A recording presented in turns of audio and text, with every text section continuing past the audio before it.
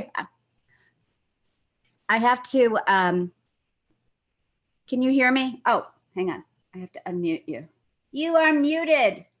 I'm unmuted. No, yeah. Hi, this is the first time I'm doing this. I'm like going, what? It's quite, we're here. I'm here for you. Oh, great. I don't even know if this is broadcasting live. Well, let's find out. Here, I can check for you. Okay.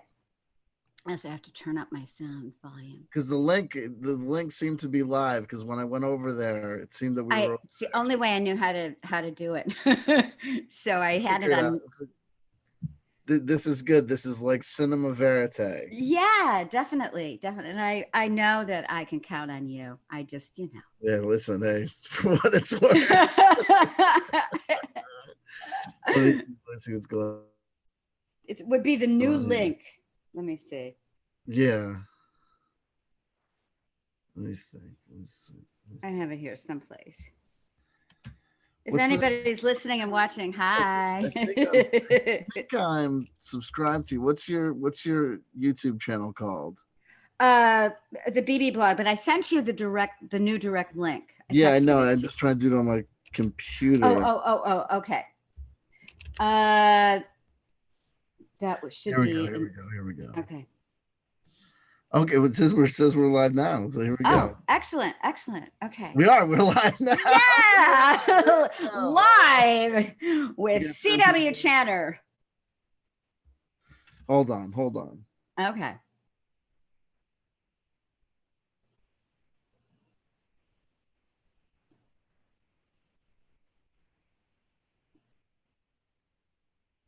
This goddamn lady. Hold on, sorry. That's okay. You go for it. Yeah. How come?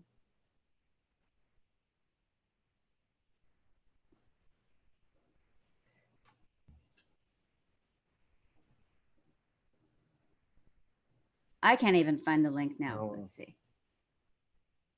This is a hoot and holler.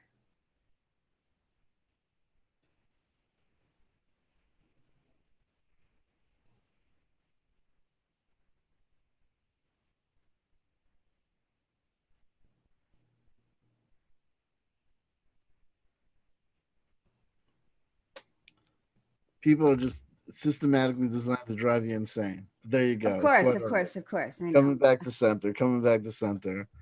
Not gonna let it affect me one way. Here we go. All right. I just found the link and I'll pop out the live chat. Oh my God, people, human beings. Live chat replay is on. Okay. You know, I had it all set up beautifully with a thumbnail that Spooky made. And I guarantee you, when people click on it, they're going to see the thumbnail. I think they're going to see all that jazz. Oh, really? Okay, good. Okay. And now in the first link, there were people waiting. Now this is the live link. And I don't see anybody. We got Groovy Bean. Oh, beautiful. Yay. Okay, good. That's me, huh? Let me turn this off.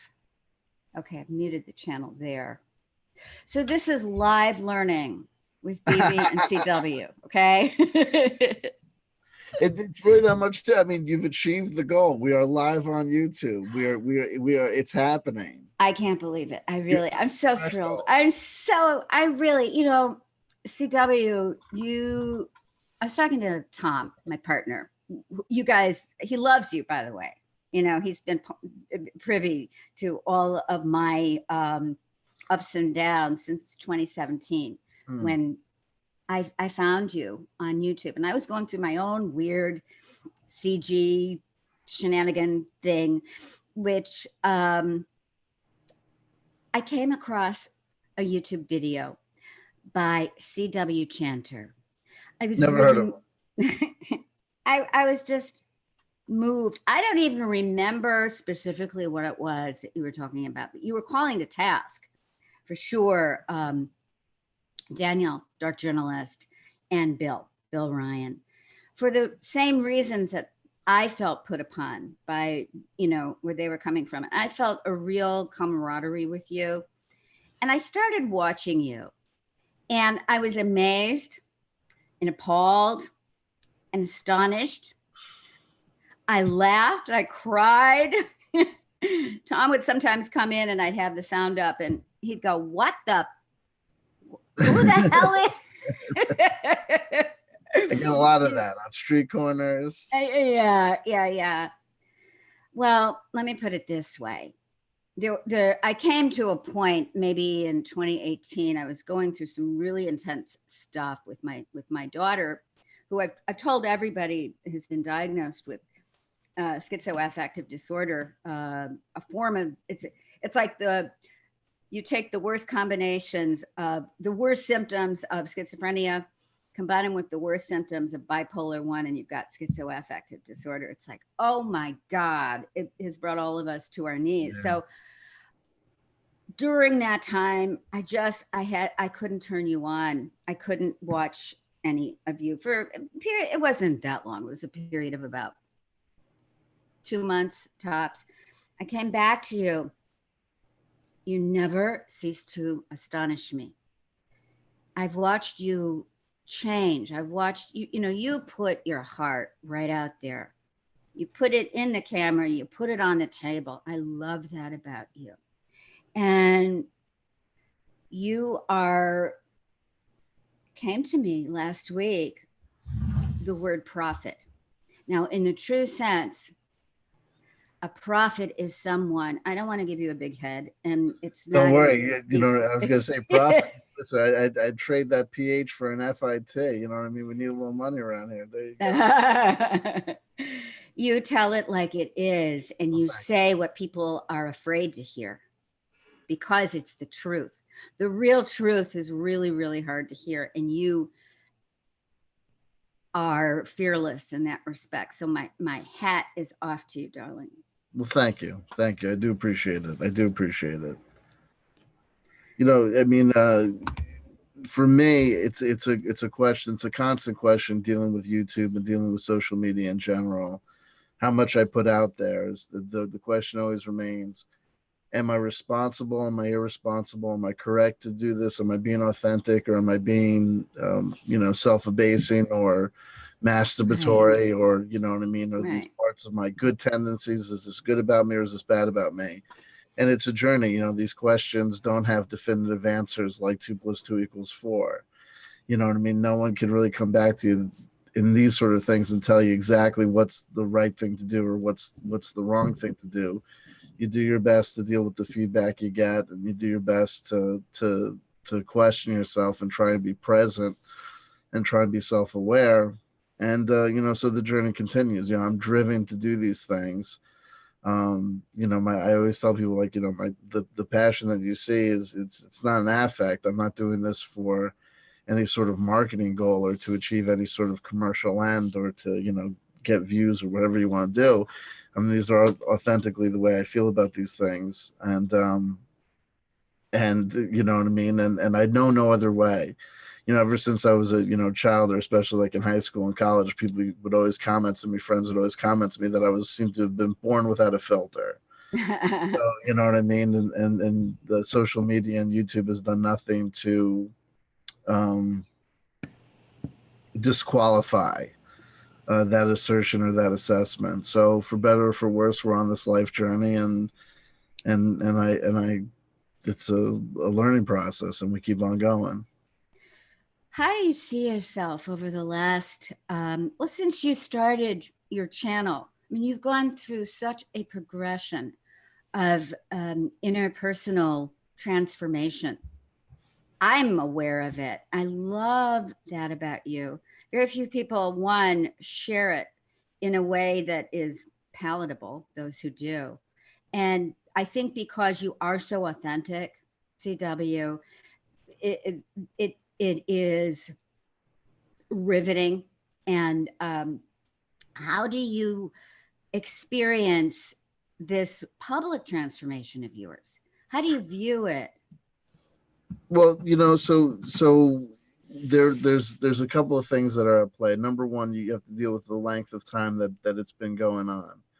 So if I've been on YouTube since 2015, we're going on 4 years. It might not seem Right. like much, but in 4 years, you can get out of high school or college on a normal track. In 4 years, you can be in and out of the presidency of the United States. 4 years is not a million years, but it is a length of time. So there have been transformations and there have been ups and downs. And there also, this is not, being on YouTube, participating as in this space, in this medium. Other people that we know have touched upon it. Davey from, Right. the process God, has I love touched him. upon Yeah. it. There's something about the YouTube content creation and putting yourself out here that has an effect. It might be similar to going on stage as an artist or as an actor or as a musician. Whether you like it or not, the roar of the crowd, the disdain of the crowd, the boos, the hisses, these things have transformative effects. They are powerful stimuli. That's a little bit different than just, I have a hard time with Vinny down at work, or Right. my pals down at the pizzeria or bar make me feel like $1,000,000. Yeah. It's different. So I guess what I'm trying to say is that it's kind of hard to. It's like being on a ship at sea and being asked, what the journey is like. The journey is ongoing. So as the question is being asked, still the transformation is taking place. I understand where you're coming from. Yeah, you know what I mean. And Yeah. there's been so many things going on. Like I'll tell you, Bibi, I'll be honest. Still to this day, I think that I ascertained within the first couple of months of my YouTube channel what the primary issue with my YouTube content creation was. And for the next 3 years and 10 months, we've still been dealing with it, which is that having achieved not immediate success, not seeing thousands of views upon my amazing opening diatribes to YouTube that I thought were so brilliant and expert, I took a little bit of a poison pill. It was me and Shane the Runer and CW Chanter as we know him, came alive. But the CW Chanter that came to be wasn't the CW Chanter that was intended to be. The CW Chanter that was intended to be was a guy that was going to come to YouTube, talk about his spiritual beliefs and practices, his quibbles with some issues with toxic theology, yes, but really to talk about ideas, concepts, and not necessarily people, and certainly not gossip, innuendo, or trivia, or the tribulations of a kind of dysfunctional family and community. But having been, amazed that I was doing this amazing, honest information and getting nowhere while seeing knuckleheads like Shane the Ruiner and Corey Good get put on and promoted hither and yon with their absolutely fantastical stories with nothing to recommend them, and it not even being what I consider pretty good, not even really good fictional narrative. I decided, I got incensed. I got angry, and I went after Shane. And then soon after, the CW Chanter that was to be lived in an alternative universe, and the CW that was coming to be was this kind of reckless, tribalistic maniac, a kind of Charles Bronson and Death Wish of the New Age community, haunting the hallways of the Project Avalon forum, looking for new people like Simon Parks and Jay Essex to bloodlet. And since then, the popularity comes, and the YouTube subscribers come, and then it becomes, then I want to say, okay, I want to go back to doing what I wanted to do. But then I'm aware of the fact that I'll look at the view count, and I'll look at the live chat numbers and the live, viewer numbers. And I'll say to myself, I cannot deny that that I feel that I'm aware. I'm self-consciously aware that if I make a video talking about Corey Good or Shane the Ruin or Simon Parks or Benjamin Fulford, I'm going to yell and scream about this person or that person on YouTube, I'm going to get X number of views. Right. And if I come and try and talk sincerely about faith, spirituality, or religion, I'm going to see a downturn in play. And I can't lie. I'm not going to, put on a false front and say that I'm immune to that. but so we still continue. And at the same time that I'm thinking to myself, I don't want to do this. I want to make peace with the fact that I'll take the lower numbers as long as I'm doing the righteous thing or the good thing. And at the same time, I'll have people reach out to me saying, CW, it's because of you that I became aware that such and such a person was not making sense. It's because of you and your good work that I was able to convince my friend to exactly. stop. So at the same time that I'm saying, I'm gonna not do this, I'm gonna do something better, people are saying, no, you're doing the good work, you're doing the righteous work. It may not look like that, but at times, but you are. And then at the same time, so as we speak, we're both aware, self-consciously aware, as members of the community and people who know each other quite well, that the tension has taken an uptick. It's not merely about now at this point, people reaching out to me in the YouTube comment section and saying, you're a jerk for talking about Corey Good this way. And it's no longer even people putting up missives on Twitter, that CW Chanter and Kelly Farmer are members of some obscure dark alliance. Now people are talking about, lawyers and lawsuits and fraud and, felony framing and this it's disturbing. Stuff. So it had to come out. There's been enough, and at the same time that I'm dealing with that, I'm got my own personal life. You got a business you're trying to do, and you're trying to do all these things and weigh all these things out. So it's you know what I mean. It's like, but at the center of the cyclone, you still must find peace because life is the center of the cyclone. Right. Regardless of whether or not you're on YouTube or whether you're just at home, dealing with, friends and families and the problems and the tribulations therein, it's all going on simultaneously.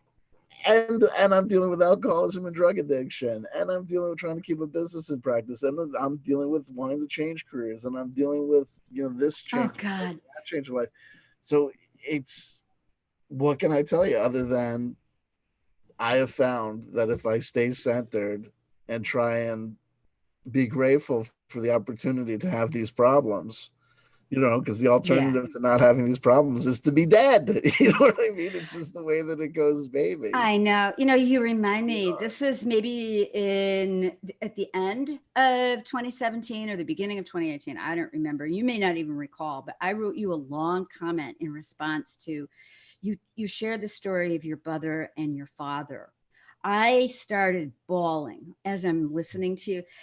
We have very similar backgrounds. And do you remember that I just said, you feel like my brother? I mean, you might as well be my brother because the family dynamics for both of us were so similar. You're my little brother, right? Hey, and then can I borrow $5? You know what I mean? yeah. And that's when I knew, oh God, I mean, this guy, there's something here, not just because of the way I'm resonating with it, your authenticity. And with my background as an actor, we always seek for authenticity. I recognize it's not telling a lie, it's being able to tell the truth and have all the crap get out of the way. That's the real path of an actor, the way I learned it. And I recognize when somebody is just got their crap out of the way and they're speaking from their heart, they're speaking from their soul, it's real. Even if they look awkward, the awkwardness is real and they're letting it come on. And I was really nervous about I was so excited. I'm gonna meet CW at Contact in the Desert. It was like I how sometimes it is, you meet people and you're disappointed. No, listen, believe me, I've been burned many times. It's like, don't meet your heroes. You build it up in your mind, and then there they are in the corner, like, smelling a sandwich, or fighting with their manager, and you're just exactly. It's like, no, don't be as human as that, please. Well, we met. It was on the fly, but it's one of those things. When you meet people, we didn't spend hardly any time together. Kelly was with you. It was just really sweet. When you see them again and it's like, I have to get, man, I hope they didn't see me, but this is like, hey, over here. It was so cool. No, yeah. Well, listen, the great thing I think about these things is that, it's like the punk rock revolution. We're really reaching a point where the only problem with contact in the desert, it's not the gathering of people, it's not the selling of wares, it's the podiums and it's the daises and it's the notion that at some point someone's going to come up. I mean, anyone who's been in this community knows the craziness about it. Like, who's not a researcher? Who's not a contactee? Who's Right. not an experiencer? Who's not a tarot card reader? Who's not a dowser? Who's not, what I mean, scrying in their part time? So it's like the notion that there are these celebrities that are put on the stage. It's like, that's nonsense. And I'll tell you, Thomas, the God is that having gone to that place, I'll tell you, and having looked in the eyes of many of the participants and many of the people there, I know exactly why people go there, and they're not going to see David Wilcock in a lecture. That's pretext. They're not going to see Walter Bosley. They're not going to see anybody. They're not going to see, they're going to meet people. It's people reaching out and wanting to gather amongst other of a kind, searching for, the others of a kind. Because in our worlds, whether or not it's because of the disguises that people put on or the fact that some people just are attuned to things that other people just don't care or give a darn about,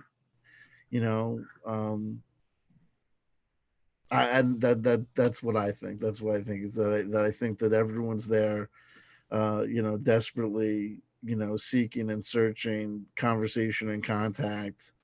And With the other people wonderful in the to crowd. connect. It's I mean, yeah, sure it is. Yeah. You're bringing an old, tired culture to something really vibrant, and this is the problem. This is the disconnect. It's that Hollywood entertainment thing with this, really lively, popping desire on the part of people to really connect with each other. So it will work its way out. I see smaller venues with smaller groups spending more significant periods of time in perhaps just conversation, with a slightly structured thing. But that's for another conversation. I gotta say, I'm realizing now that this is a memory that is going to be with me forever. I didn't know it at the time. I found myself quite serendipitously walking to the David Wilcock lecture with you and Kelly and Walter Bosley. And that was a trip. That was a trip. I think Kelly's friend Stacy was with us. It was a good gathering. Oh, Stacy, yes. Big hugs. Yes. If David Wilcock had any idea how close the bloodthirsty assassin was to him, you know what I mean? Oh my goodness gracious. Yeah. It felt very, matter of fact, walking with the hordes of people. And then I'm noticing there are eyes looking this way. Yeah. Wow. And Walter and Walter fell asleep and started sliding. Classic. Oh God. Walter is wonderful. He's such a good sport. Wonderful man. That is a memory that is going to be with me forever. With that, we were there, so it's like, we got to hear, David Wilcox on stage, like talking about, things. And we're like, we did that. He's talking about us. We're the ones who. That's right. And you were cheering. Money. Yeah. You know what I mean? And I was just like, please question answer period. Please question answer period. Please question answer period. But no, it was not meant to be. But look, I mean, but at least we got to hear it. We were there first when we got the dynamic revelation that, what is it, like there's going to be hovercrafts in the air or something. There was like, it's going to be a revolution. And I actually feel you're not even going to have time. All I remember is the catchphrase, you're not even going to have time to unpack your bag or put your luggage away. I'm like, that's horrible. I don't think that he's BSing. I really believe that he believes. Of all, you know what, it's come down to it, and who else, not to talk out of turn. You have Emery Smith, who was on the plane with him to Contact in the Desert. And he's saying that, he goes, he's like, David Wilcox, like, to Emery, he's like, I'm on this plane, you're on this plane. Someone else is on this. I don't know, it was Graham Hancock or whoever was on the plane. Mm-hmm. He's like, if they want to take us out, this is the way to do it. And Emery was like, no, it's going to take you out. Like, what are you talking? Just relax. It's you know what I mean? You're extraordinary. 100% completely safe. You know what I mean? But and then you realize, if he can believe it, that's the problem. Why do I speak? Why not just let it go? So what if this guy's lying? So what if that guy's lying? It's because they're lying to other human beings. And they're lying to other human beings with complex lives. Look, we know that this community has got scars.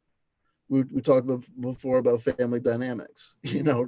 People who feel an open enough heart to be curious or be interested in these things, or to really to look outside the world, are people who are inherently probably not that satisfied with what's going on planet Earth, because they know the problems on planet Earth. And if you get beat up enough and you get smacked around enough and you don't have the right opportunities to develop and grow, people can come and take you for a ride, a real ride. And the stuff is the belief, it's not benign. To believe that there's a fantasy organization of people who are trying to hurt you or kill you or steal you or come to you in your dreams or clone you or do these things to you. There's only so much stress that a person can deal with in their life before they crack. And there's enough stress. There's enough stress with the reality of financial obligations and, family circumstances and getting, your daily, dose of, human contact and whatever, to have people have to deal with imaginary issues. And then to say nothing of those addressing the bad illusions and lies. What about the hope that they're sold? Wait, oh God, trust the plan. Hold on, wait, don't do anything. Just sit there. Oh, it's all going to happen. They're going to come from above. The Orion Council or the Blue Avians or whomever, or the Alliance are going to do this, that, and the other thing. That's a great way to set people up to be hoodwinked. Trust the plan. Trust the plan. Trust the plan. CW, Donald Trump is the Alliance president. I was one of those people. Jesus is going to be here, right? I was one of those people. I've always been, it's my nature to be not gullible, but I accept initially. I accept. I embrace initially. That's my nature. So, what you did for me was provide a frame of reference for me to take a step back, take a breath. And actually, I was speaking with Nish and JJ.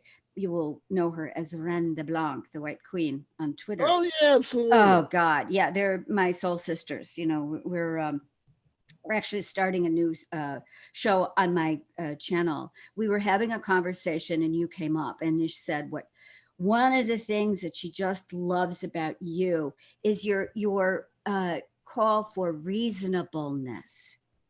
Let's just be reasonable. Let's begin with being reasonable. And this is so important. And it's from where I'm coming from. Let's listen to what the other person has to say. I mean, really listen. There's no need to become immediately defensive and begin attacking. And this is what I see or have seen going on back and forth. So I came to the ufology thing, I never cared about it, even though I'm an experiencer from way back. But my whole thing was metaphysical. And I'm of an age where you could say I was a new ager. I hate that term, but I was in. Term. Do you really? Yeah, well, that's good. I like that. Oh, good. And I'll tell you this. Well, when you're done, I'll tell you the secret about why people don't like the term New Age. Okay, I want to hear that because, when I came around to realizing that I was an experiencer, I wasn't into the ufology research. It didn't mean anything to me. And then there was Corey Good. There was something about the Blue Avians that spoke on a personal level to me. And what I went through, I went through feeling personally attacked, which I actually was, by people that I thought I cared about. And, there was C.W. Chanter asking for, let's just be respectful of each other and let's take a step back. And that's when I began to take the step back, and when I realized, wait a second, he's right about this and he's right about that, and I see it. So I want to hear what you think about New Agers. Well, look, I mean, it became popular. I think it was in like the mid '90s, and I think it starts with guys. I don't know where it starts, but a great guy to talk about as being emblematic of the New Age turning on itself is David Icke. Mm. And what it is that first of all, I just think it's a form of absolutely palpable self-hatred. The New Age community is a definable community. Like other communities, like the Jewish community or the Christian community, wasn't meant to be Christian. It's got loose boundaries, and it's a combination of this interplay between people's personal spiritual experiences, and they're also their experiences as a sociological animal in a field with other intelligent primates. We know that coming out of the 1960s into the 1970s, there was a thing that people called the New Age movement, and what it basically has to do with people being spiritual in a context where there was a rejection of the formalized organized religions that came before, and so you had people on journeys and quests that became interested, people in the West becoming interested in spirituality in the East, people in the East becoming interested in the spirituality of the West. And it was a culmination of a cultural movement that had been happening globally, God, since the 1800s, since, the colonialism of Britain and France, and probably going back to the colonialism of the Greeks and the Romans. People meeting each other and discussing and trading information, and it comes above ground, it goes below ground, it's mystery schools, it's Freemasons. But at the end of the day, in the 1960s and 70s, a lot of this literature that had been kind of talked about or bandied about in academia or in private among esoteric circles, came to the forefront, and it became much more than just the horoscope in the newspaper. It became people really interested in these concepts and ideas, and along the way there was a lot of BS that got mixed in, a lot of fake prophets and gurus who got to take people for a ride, a lot of people who came in and came out, got scarred, got burned. But then what ends up happening is that the society of the outside society looks at this community and it becomes mockable.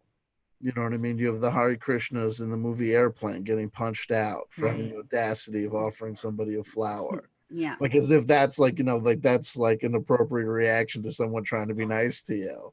Do you know what I mean? And you have you have even just someone as like Maynard B. Krebs or whatever from Dobie Gillis, hey man, or I love you, Alice B. Toklas, where people are put up for mockery and shaming, you know what I mean? Because they would have the audacity of trying to wear, Native American garb to a Jewish funeral or something like along these lines. And so people want to, I'm not New Age. But look at David Icke. David Icke's a perfect example. He'll talk about the New Age as being like a cancer, as being this horrible soul trap that gets you just trapped in the same old games.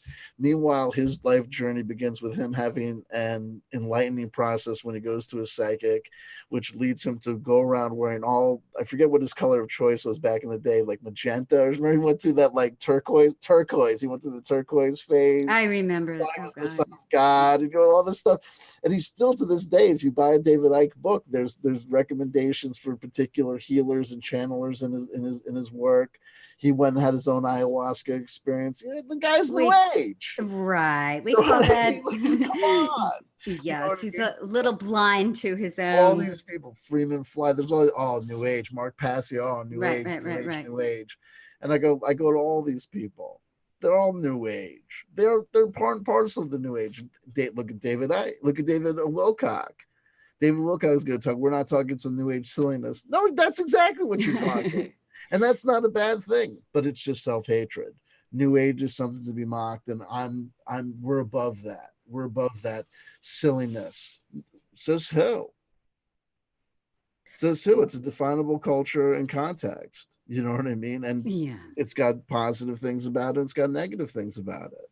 But I love the concept of a new age because it is. I mean, if you look at the history of Western society, there's a point in the time, and you can kind of look at it and say, this is a point in time where things that were underground became above ground. These were when things became out here to even look. I mean, look at America and modern society's obsession with mindfulness. Well, there's such history here. I have to tell you that I am a huge fan of Blavatsky. She, I believe, is the one who coined that term, from her teachers, the adepts, whatever. But what a lady, man. I mean, she got on a train when she first got to the States. People were lining up to look at her because back in the day, a lady always had her collar up to here. She took her shoes off and, her skirts were around her knees and was lighting up cigarettes. And her hair was, red hair was blowing in the wind. People were lining up in the railroad cars just to get a gander of her. And when she came in, there were so many factors going on. This was an attempt, and it succeeded to a large extent, to put the old wisdom, to bring it back through the old secret societies, which have always been alive. And she was a part of that. She had to have been. Sure. And, but this is where I was at from when I was 14 up until Corey Good. I loved reading those old books and the old sacred texts. I would just go into states, and it's the glamorization of that I hated. Just hated it. I hated the candle shops in the late 80s and the 90s. I would just cringe. And I Tarot, my God, you and Kelly are quite gifted in that respect. I spent many years, and I'm all about the tarot as a personal tool for me. Sure. But to see the packagings and the pretty sprinkles of the golden foil around the swirling twigs to hang it up in the store window, that's what really brought me to tears sometimes. It's like, no, you can't do this, right? So that's what I'm referring to when I say I don't like calling myself a new ager, but I am. I'm like, bottom line. Right. But look. So see what you need to what I perceive is this: that energy that looks at that stuff and says, "Well, that's going too far. That's wrong." That happens in Christianity. It happens in mainline Buddhism. It happens in any community because it happens in the rave scene. It happens in punk rock. It happens amongst actors. You know what I mean? It has to do with there's an ever-changing energetic give and take and ebb and flow, and societies grow up and communities coalesce and come to be, and they question themselves. And this is the process. Like if you eat food, you masticate the food, it goes into the stomach and is broken down further. These are destructive principles, but that bring forth the energy of life. So you see that, because that's a conversation. You're having a conversation with the community itself when you look at the candle shop and the New Age bookstore. And we've all been there. We know what it's like. I mean, look, even going around Contact in the desert, where it's like, tchotchkes and stuff, or just, like nonsensical things. You can see it like at an Etsy shop where someone's going to sell you. And that stuff is great. I love it. Crystal for $999. It's like, give it that you found in your backyard.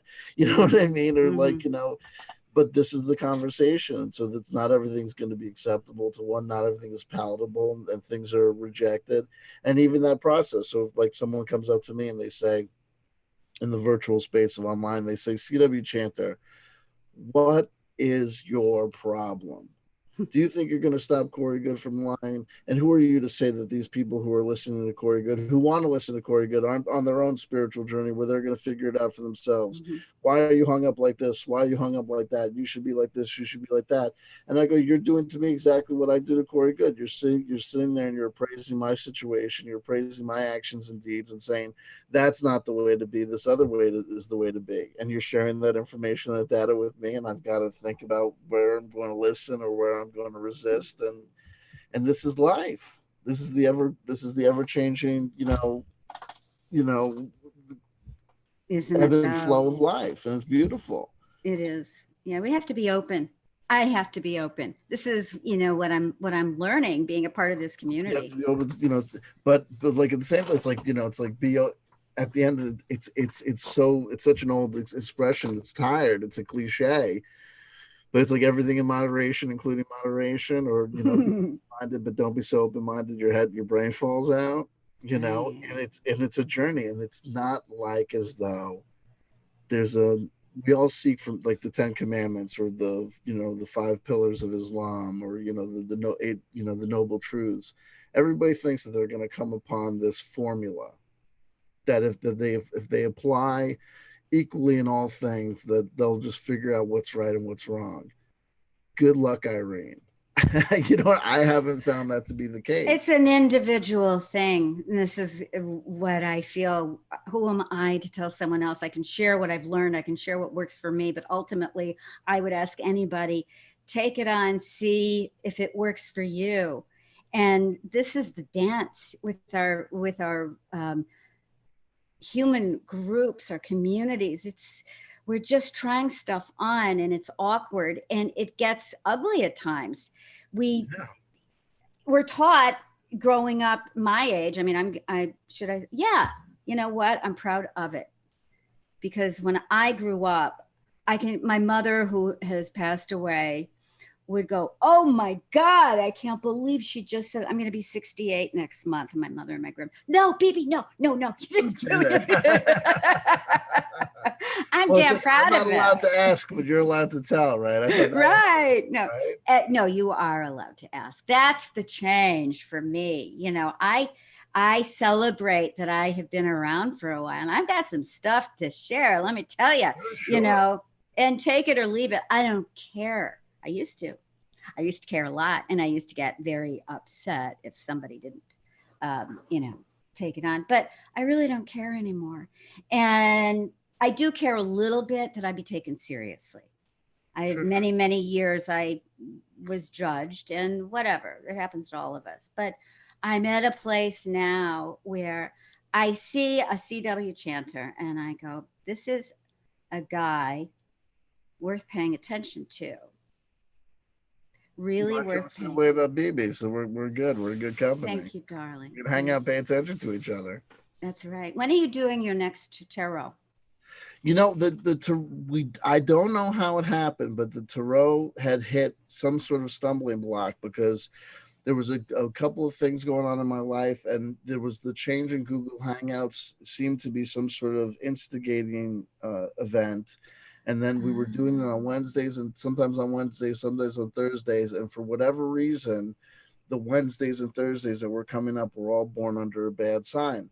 The plan is to get that going as soon as we can, because it was an I absolutely You have to. It was a gorgeous. thing. Also, the blend that you and Kelly have together is really beautiful. And you had Reemsy. Oh yeah, Oh my God.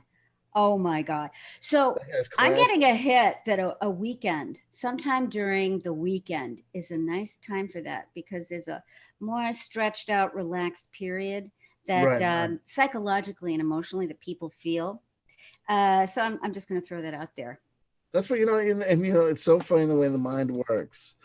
We were set up for it was something to do with the tea and tarot and the tea and Thursday. That Yeah. somehow we had got Interesting. started on it, but it never occurred to me to do it on the week. It I might, like the idea of the weekend. That occurred to me it while you might were be the way. It talking. might be the place to do it. It might be the place to do it. I get a lot out of it as a personal practice, and to do it for people is to be of service of people to people and to be on that journey and to have the community come around and kind of gather around the fireplace and we all kind of share and you know, do it out in the open was absolutely very beautiful. But you know, it got to be intense. There were just periods of time where it was too much, where I'd say to myself like, oh my, I can't do it. No, you have to set You know up a what I mean? schedule. You can't, you know, you were this relentless. And there was one time Kelly said, "Are you sure?" And you'd go, "Yeah, let's keep going. It's only 6 hours. And what's another 2 more hours?" Right. You know, no, you've got to set up boundaries for yourself in this. And it's good for everybody that way, right? That's what I say. I'm just throwing that out there. I But there appreciate it. is, see, this is another way for you to share different aspects of yourself. Who knew that you had that? Well, I did, I have to say. Who knew that CW had this really, really deep, intense spiritual river, underground river? You know, it's so great. CW knew, but CW ended up getting distracted by talking smack about guys like Shane the It's great. It's great. You know, now I bring up Shane the Ruiner, and people are like, and it's like, you know what's hysterical, Bibi, is that I go off on all these people like it's the most important thing in the world. You can go to my YouTube channel, and there's people that their only presence on YouTube now, their only presence online is basically the fact that there's a CW Chanter video about them. It's hysterical. Oh, that's so ironic too. I like that. That's really You know, funny. it's crazy. In It's a crazy mixed up twist stuff. of lemon kind of way. Yeah. You know, So my dogs are going crazy, and I'm going to share something that I thought about. Should I tell this? Yeah, I'm going to say. Remember, when I called into you, when I called yourself, I'd been racing around, and I had just gotten your message yesterday, and I called you back as soon as I can. I had no idea that you named the title something about to be booked with Bibi, and I had no idea that you were just going live. And and you asked me for the time, so I'm scrambling. I thought in my head for sure. I thought I was saying 4:30 Pacific, 7:30 Eastern, and it worked out beautifully. What? But it gets kooky because at this point in my life, to these days, because of certain things that are going on in my life, I would actually have had to do it ideally at 4:30, not at 7:30. So it's all like, whoa! I love this. I really do. Go. Yeah. Celebrate life and take it. I don't care if there's a normal, pragmatic, rational explanation for it based on probabilities and whatever, and synchronicities. I say, if you see something that gives you an excuse to say the universe is magic and people are communicating on different levels, take it.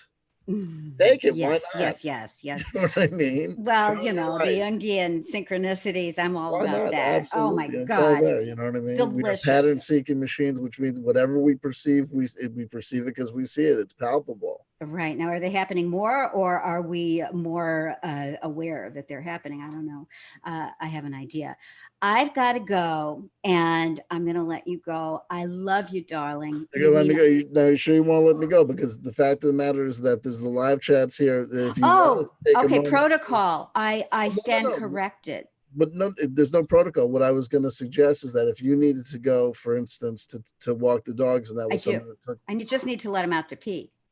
Well, let him out to pee, and I'll talk to the live chat for 2 seconds while you do that, and then you can come back and we can say. But I'm not here to run the show. If it's time for Bibi's broadcast to come, I will let you take over for a few minutes while I let the dogs outside. Why not? Who let the dogs out? You. Okay. All right. Yep. Here's okay. Thank you. Hey, no, okay. Thank you. Hope this is the right thing to do. There you go. So I'll look to the live chat. How's everyone doing in the live chat? Okay. I'm taking over. She's gone. Now the madness ensues. Pirate hats, eye patches. It's all going nuts. There you go. I will take the power and I will run roughshod. How's everybody doing? If you got a question or comment for me, you can put it in all caps. Maybe we could do this. Check this out. If people had questions for Bibi, they could give it to me in all caps. And then when she gets back, I could interview her. Guerrilla style. I could be like, hey, guess what? The live chat wants to know. Paranormal Jake, here we go and streaking, everyone. There you go. It's an easy thing to suggest when you're not the dude on camera. There you go. CW is not a bad guy, indeed. There you go. I see people. I see Darcy. I see Niche. Hey, Niche, how you doing? What's going on? God bless you. God bless you. I see Lee Veltman. I see Explaining Esoterica. I feel like what was that? The Magic Garden, when they would do the was it birthdays or whatever in the Magic Mirror. I see Planet Lupa. What is Streak? That's why they call him the Streak. Look at that. Look at that. Who knew that guy who would sing? What was that guy's name? All I remember is that they always used to sell his albums on remember the glory days of cable television with the commercials. Michelle Embry, I can't believe Falun Gong is in the news everywhere right now, and no one gives me credit. I even see Lee Veltman. You know, now so many people are late to the party. Everyone's gonna remember. I was the guy that told it. You know what I mean? Jeez, Rachel Maddow shaking their hands. You guys broke the story. I'm like, I just got uni rocked by Rachel Maddow. Where's the justice? Where's the justice? Who is it? It's not Ray Comfort. He's the guy. He was a different new age guy. I mean, not new age. He was a different easy listening guy. Who's the guy I'm thinking of that had that song, The Streak? And he also sang that song, Everything is Beautiful in Its Own Way. He used to sing these like comedy songs. He was like not Weird Al Yankovic, but he was like a Weird Al Yankovic of country. Ray something, right? Exactly. You know what I mean? He's like the Gallagher of country western comedy tunes. You know what I mean? Ray Stevens. Oh my God. I remember the commercials for the Ray Stevens like greatest hits album, like on KTEL Records on all the time. And there was like all these like funny songs, and even animation for The Streak. That's why they call him The Streak. And then what you call it? And then they end, and and I remember the closing line was, and it also contains his beautiful, heartwarming hit, Everything is Beautiful. And they did like a professional video of him like in a crowd of people. Everything is beautiful in its own way. Ray Stevens. All right. Oh my goodness gracious. Remember Zamfir? Did you have the Hey Love album? I did not have the Hey Love album. I didn't even have Freedom Rock. Remember Freedom Rock? What is that? Freedom Rock. Turn it up, dude. Oh my God. No way, my brother. You got oh my God. Classic. What about Zamfir? So I had this ingenious night. Speaking of KTEL Records, I had this amazing night for a concert series, not a concert series, but a club night to promote. You're coming right back to the conversation right at the place. It would be called KTEL Nights, and here's the theory. You know my 20-year nostalgia loop theory. Well, if the 20-year nostalgia loop hits kids on their first incarnation and with being old and their first brush with the thrill of nostalgia, the 40-year nostalgia loop is for the people that are like, you know, barely still alive and going out. You know what I mean? So I was thinking like it would be the greatest hits of 1979. Right, played by like a live band, like the kind they used to book at high school proms and weddings. No DJ, an actual band, and they'd be playing like the greatest hits of 1979. That would be fire. That would be great. Zamfir was the pan flute guy. The conversation took a left-hand turn. Okay. I love it. Do you remember we were talking about Ray Stevens? We were talking about KTEL record collections. We were talking about those albums they used to sell on TV. Internationally renowned pan flute player Zamfir. I want to jump in here and just say, why not? You might as well. I love it. I can't. I'm sorry, Bibi. I can't allow it. Oh, how perfect. How perfect. Oh my God. I forgot about live chat. I did. I totally forgot about live chat. I don't know how you do it. How do you do your show and do the live chat thing? If you notice it, what I often do it very poorly. I often get here's me in the here's a quick version of me in the live chat. There's 25 people who know and love me and who I know and love who are saying nothing but fantastical, great things about me. Mm-hmm. Then here comes someone from out of nowhere. Oh man, CW Chanter. I can't believe he's still online after U-Rock totally creamed him in that debate. And I'm like, okay, American flag 6969. You are out of line, sir. You did not win the debate. I'm point 3. Oh, totally distracted out of nowhere. That's funny. That's right. But to even look at it and to know what's happening. I mean, no, honey, the wires are all going to come down. I'm talking to my dog. There are 3 here. Excuse me. Stop. Take your time. Okay, here you are all bollocks. Columbia House Records. Oh my God. Columbia House Records. 12 albums for $1 for a penny. Remember, you used to you'd have to tape your penny to the little card and put it in the envelope. Oh God, yes. The 12 cassettes I got. All right, I'm giving them treats just so they will be quiet. Okay, come here. Where are you? When you do that, I'll tell people that the classic secret to being in the Columbia House, they would turn around and tell you that you owed them hundreds of dollars. You just write back to them and say you're deceased. That was it. Columbia House was everyone's first bill collector. Keep talking. I'm gonna look at the live chat. Okay, so bear with me. And here's the secret about Columbia House. Columbia House used to be able to sell their records cheap, their cassettes and albums and CDs cheap, because they actually had their own manufacturing house that would make them. So when I was working at a record store that used to take back buybacks, like on CDs, you would see that some of them would not have a barcode. And the ones that didn't have a barcode had a special place instead of the barcode with a numerical number. And that was because it came from Columbia House. So if you got a used CD or you find a CD in your house and you can look that you know that you bought used and it doesn't have a barcode on it and it's not a Pearl Jam record, no code, then that's because it came from Columbia House. The thing, live and learn, you know what I mean? I so knew I wasn't going to have any trouble having any conversation with you on here. Oh, and before we forget, you were talking about the Blue Avian narrative, you know, that you would identify that you kind of fell for. But the thing people need to remember about the Blue Avian narrative is that it's a stolen narrative. Corey Good, the fact that Corey Good is saying things that people resonate with, and then sometimes people come by, oh, I can't believe I fell for that. I can't believe I did that. The 90% of what he's saying is recycled information. And from Carrie, right? And we were talking about David Wilcock.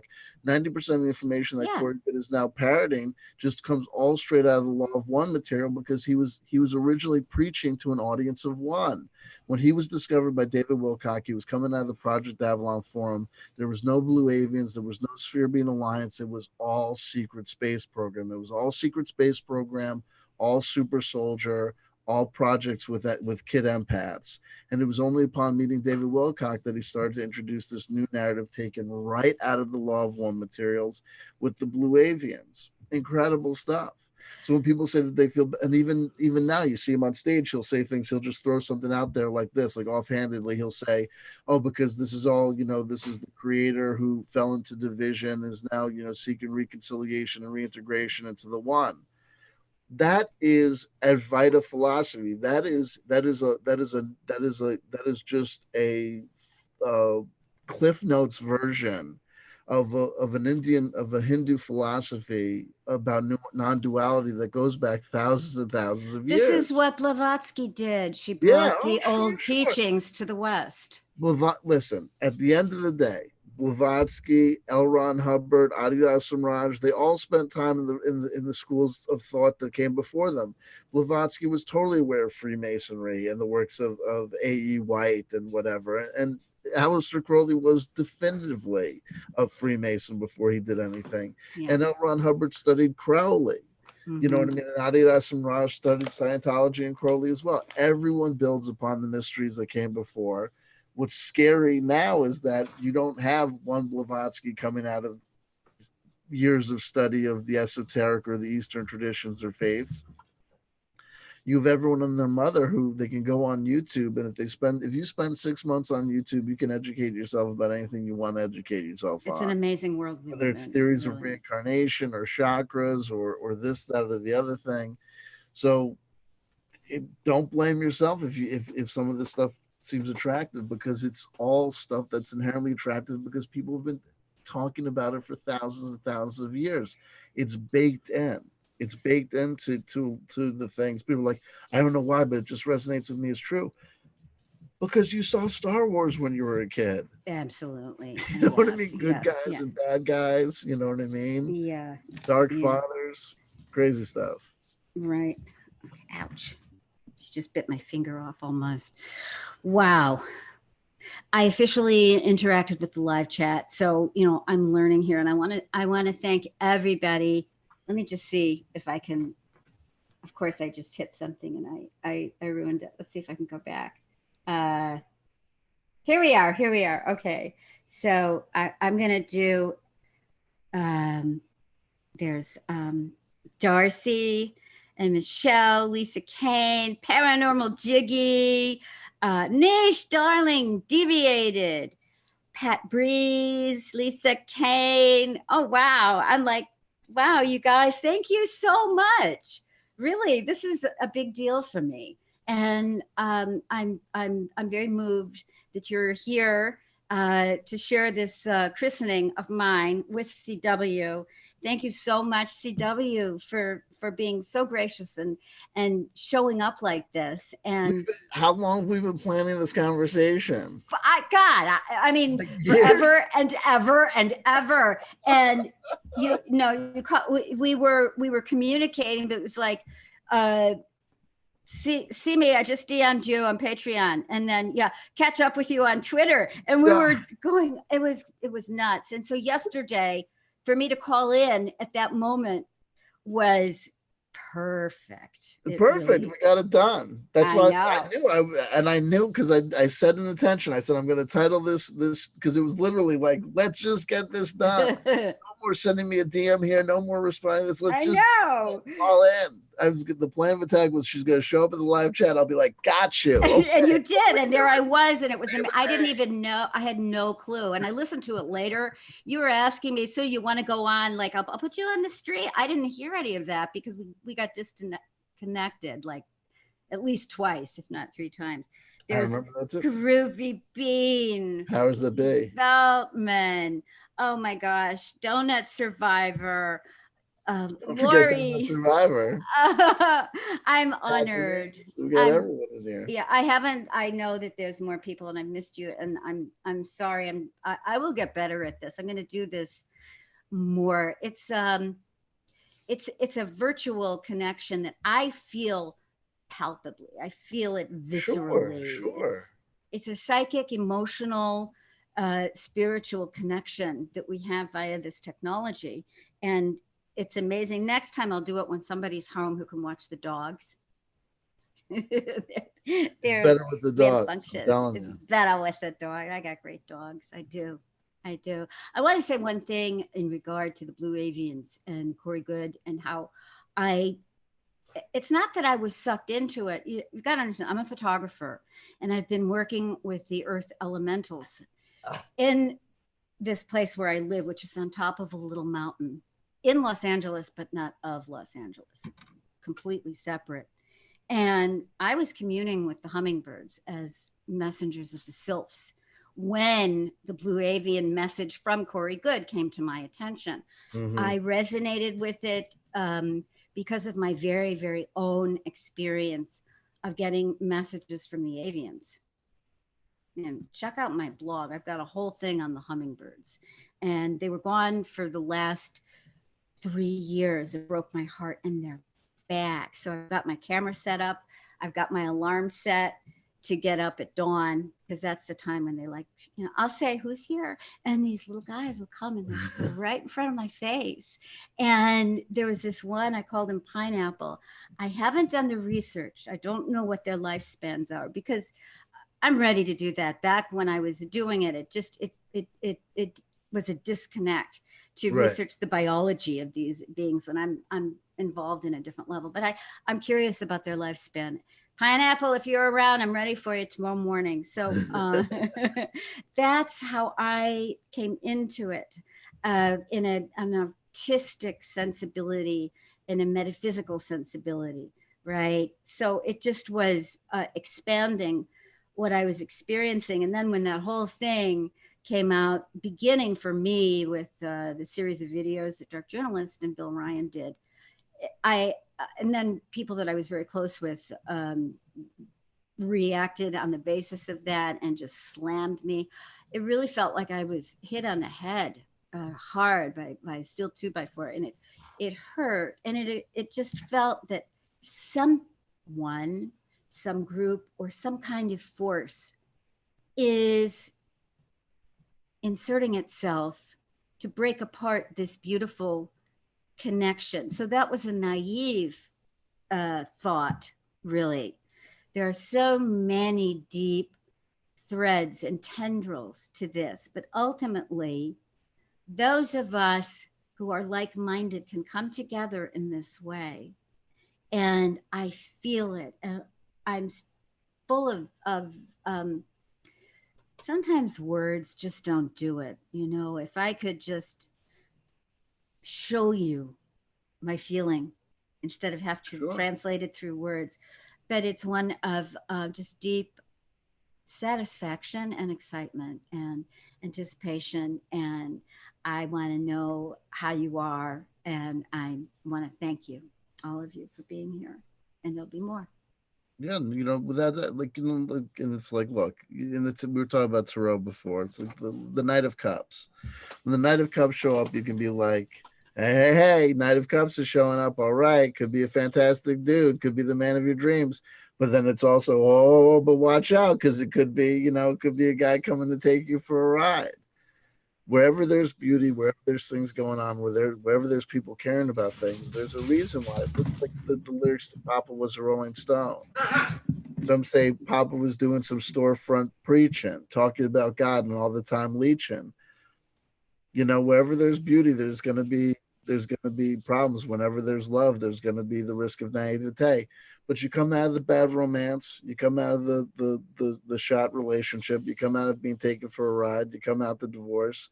And if there's one or two ways to let all these things happen, it can either break you down, destroy you, jade you, make you not want to talk to anyone ever again, or it could be a life learning experience where you say there was trials, there was tribulations, and there was tears, but I wouldn't change it for the world because I learned X, Y, and Z. And it keeps on going. You know what I mean? And I don't know if it's irony. I don't know if irony is the appropriate word to use, but oftentimes you'll hear, I've heard Corey Good talk about all the people that we interact with in this world where, you know, we like soul contracts and like we were meant to meet them. And I thought to myself, okay, that's beautiful. That's a beautiful sentiment. Did you tell that to your lawyer? Like, you know what I mean? Reach out to this guy, CW Chanter, because we've got a soul contract. It's bizarre. Doesn't work that way. It is what it is. It is what it is. Yeah. Well, we have this, and I'm grateful. Sure we do. And many more. You know what I mean? God bless you. Yeah. God bless you, guys. Bless you. Thank you so much for having me on your show. I'm happy to be here. And thank you for paying attention to my request. CW is not a bad guy. Hey, I'm not a bad guy. I heard you say that yesterday. I was like, no, you're so much more than that. And I forgot what I was gonna say because it's so true. No, I'm here to say that I know CW Chanter is not a bad guy. He's a deep well that would do people well to pay attention to. Well, thank you. I feel the same way about you. Thank you. Honestly do. I get that. I really do. I really do. What a long, strange trip it's been. The first time I ever saw you, you were talking to Alexandra Metters. You were part of her. Oh, yes. People on planet Earth who were going to talk to a spaceship. One of these days, probably I'm going to nail you down because there's a spaceship mythology, right? Oh, God. I was one of her guardians. I was her co-pilot. Right. Yeah. That's we'll talk about that. I'm up talk for about that. that someday. It's crazy because It was whatever very. happened to her? I keep on waiting for her. I keep on telling people. I go, when I came to YouTube, it was a crazy place. There's like some of these people are just no longer here. It's a shame.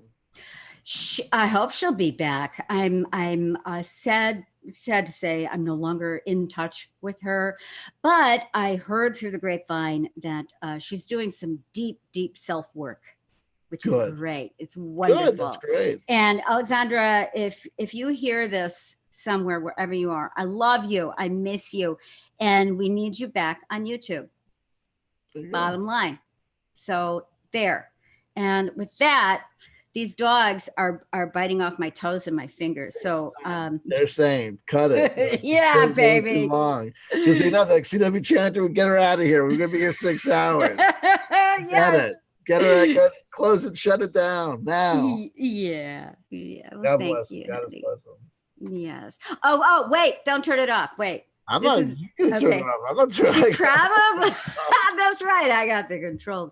If Kelly hasn't already told you, and I'm sure she has today, I'm going to say it.